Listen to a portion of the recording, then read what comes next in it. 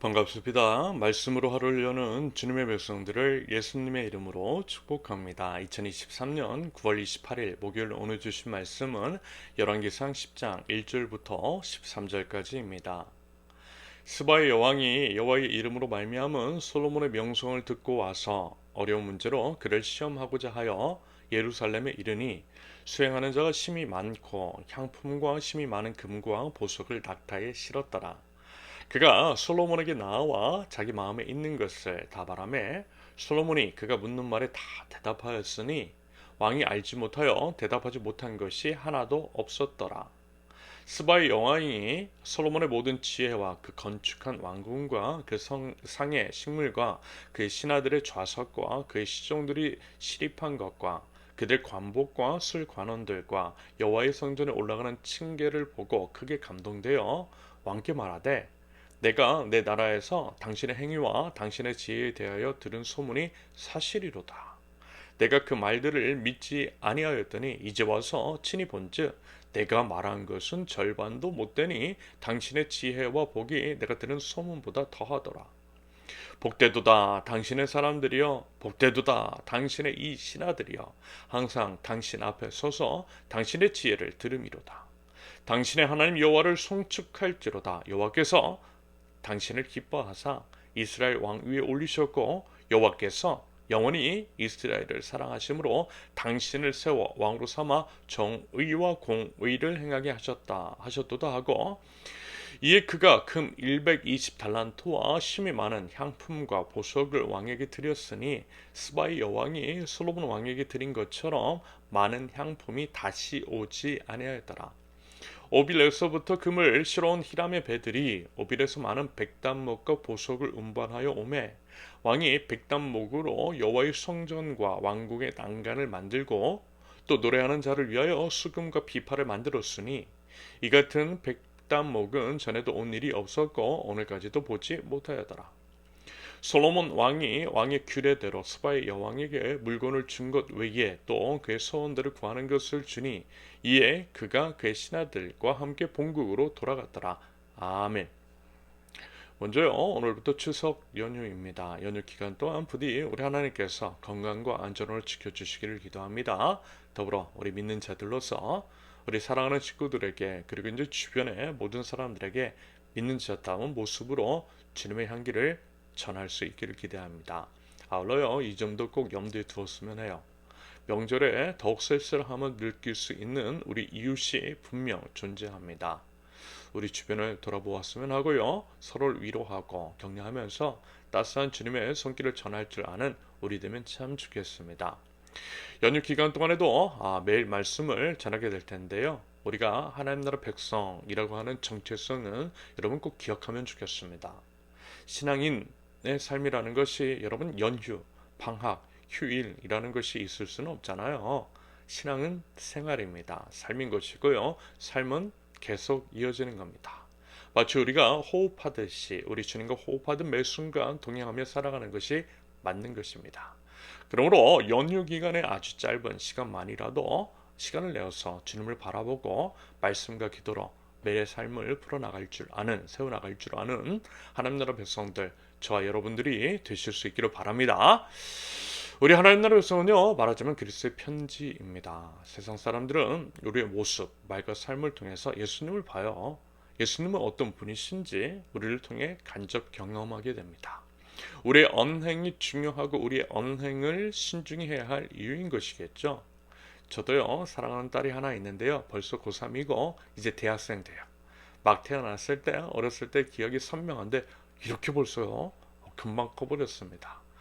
아마요, 여러분 자녀를 두신 분들은 다들 경험하셨을 거예요. 아니면 우리는 모두 우리 부모님들의 자녀이니 이와 같은 경험은 거의 대부분의 사람들을 가지고 있을 것입니다. 뭐죠? 자식은 부모의 거울. 사람들은요, 자녀들을 통해 부모를 봐요. 자녀가 밖에서 잘하고 칭찬받으면 참 좋아요. 반면에 자녀가 밖에서 욕 얻어먹고 혼나면 실망해요. 자식은 부모와 이렇게 밀접하게 연관이 되어 있습니다. 하나님과 우리와의 관계도 똑같다라는 거예요. 우리로 인해 우리 하나님께서 영광 받으시기도 하고 하나님께서 욕을 드시기도 합니다. 그렇다면 여러분, 우리는 과연 어느 쪽입니까? 하나님께서 나 때문에 영광 받으세요? 아니면 나 때문에 욕 드시고 계세요? 솔로몬의 이제 뛰어남이 주변 나라에 퍼졌습니다. 지혜로운 왕이라고 하는 것. 예를 들면 솔로몬의 지혜라고 하는 판결, 즉 두 창기가 한 아이를 데리고 와서 각자 자기 자식이라고 했을 때 아이를 칼로 베어 나눠 주라고 함으로써 진짜 부모를 찾아낸 것과 같은 판결, 그리고 이제 그와 같은 명성이 주변 나라에 자자했어요. 보통 이럴 경우에 사람 마음은 다 똑같죠. 정말 그런지 아닌지를 확인해 보고 싶은 마음이 생길 것입니다. 그래서요, 그랬던 사람들이 있었고요. 그 중 하나가 스바의 여왕입니다. 스바는요, 보통 학자들이 이제 지금의 에디오피아라고 이렇게 이야기합니다. 사도행전에 보면요, 빌립 집사가 에디오피아 내시를 만나 하나님의 말씀을 풀어주는 장면이 나오는데, 이런 역사적 이유 때문인지는 몰라도 에디오피아의 기독교 인구가 상당한 것을 볼 수가 있습니다. 아무튼 스바의 여왕이 솔로몬을 찾아와서 시험을 해봤습니다. 솔로몬이 대단한 사람이라고 하는데 정말 대단한 사람인지 아니면 소문만 무성한 평범한 사람인지를 확인하기 위해서 찾아왔어요.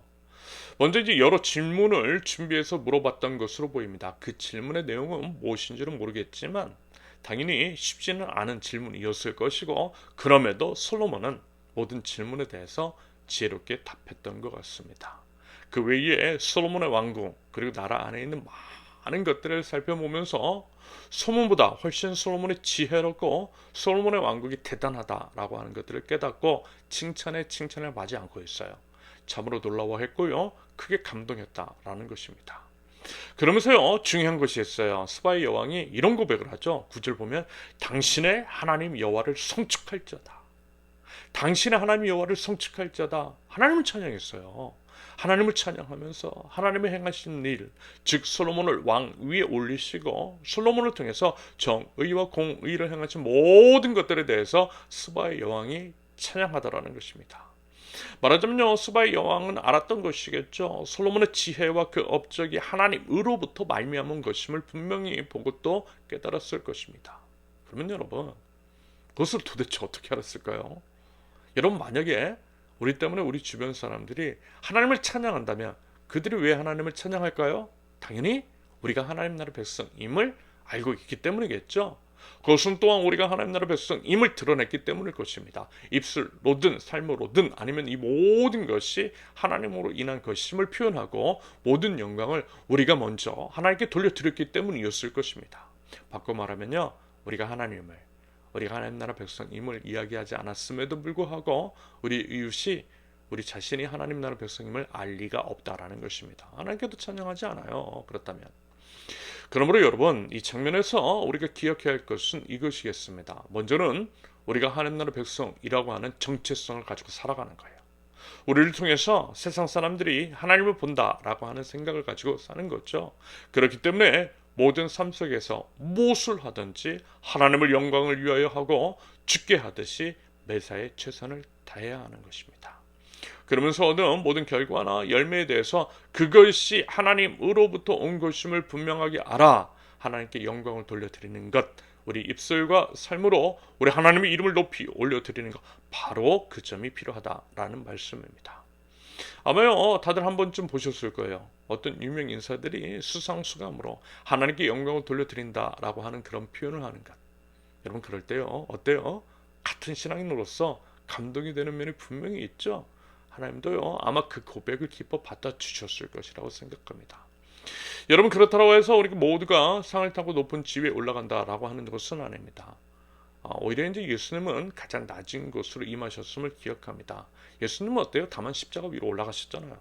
그런다고 할 때 우리가 어떤 높은 지위에 올라가고 최고의 상을 수상해야만 하나님께 영광을 올려드릴 수 있다라고 하는 생각은 여러분 접어들 수 있기를 바랍니다. 소위 고지론이라고 하는 것은요, 여러분 비복음적이라는 거죠. 더불어 하나님은요, 결과보다는 과정을 중요시하신다라고 하는 것. 여러분, 과정이 바르지 않으면서 결과가 우리가 이제 보기에 좋은 것들 결코 좋다고 하지 않으시는 하나님이심을 기억합니다. 과정이 바르지 않은 것을 우리가 결과가 좋다고 해서 결코 그 모든 것들을 좋다고 하지 않으시는 하나님이심을 여러분 꼭 기억하자라는 거예요. 모든 과정에 최선을 다하되 바른 방법으로 행하고 결과에 상관없이 모든 순간순간마다 우리 하나님을 기억하며 하나님 나라 백성답게 살면 된다라는 것입니다. 예전에요, 여러분 이런 얘기 들어본 적 있어요. 요즘 이제 귤이 많이 나오고 있는 것 같은데요. 귤 박스를 열면 어때요? 보통 썩은 귤, 상태가 좋지 않은 귤이 있을 때가 들어 있습니다. 아무튼 이제 귤 박스를 내놓고 순서대로 한 사람씩 귤을 하나씩 가져가라고 했을 때 분명 상태가 좋지 않은 귤이 있었음에도 불구하고 가장 마지막에 가져가는 사람이 가장 좋은 상태의 귤을 가져갈 때에 그곳에 하나님의 영광이 임하는 줄로 믿습니다. 이런 식으로 우리 이웃을 위해서 나보다 나중에 온 사람을 위해서 기꺼이 나의 것을 희생을 하고 상태가 좋지 않은 귤을 내가 먼저 집음으로써 이웃에게 좋은 것들을 취할 수 있는 기회를 마련해 주는 것.